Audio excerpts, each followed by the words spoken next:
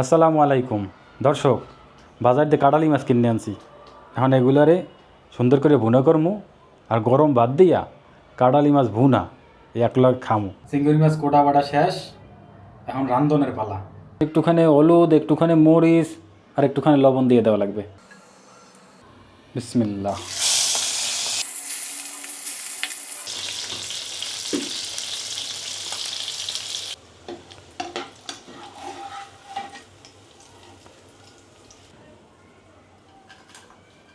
মাছ ভাজা তেলের মধ্যে এখন পেঁয়াজ কুচাইনা দিয়ে দিম।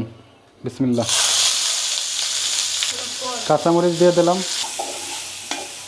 এখন 1 চামচ পেঁয়াজ বাটা দিয়ে দিলাম। হলুদের গুঁড়া, মরিচের গুঁড়া আর লবণ তিনটা একলগে মিশিয়ে দিয়ে দিলাম। জিরার গুঁড়া দিয়ে দিলাম 1 চামচ। জিরার গুঁড়াটা দেওয়ার পর হালকা একটু পানি দিয়ে নেবো। এখন চিংড়ি মাছগুলা মশলার মধ্যে দিয়ে দিলাম। একটু লাড়িয়ে দেবো যেন মশলাগুলো গায়ে গায়ে লাগে। এখন মাছটা সেদ্ধ হওয়ার জন্য পরিমাণ মতো পানি দিয়ে দেবো। পরিমাণ মতো পানি দিয়ে দিছি। এখন এইটা কিছুক্ষণ ঢাকা রাখবো।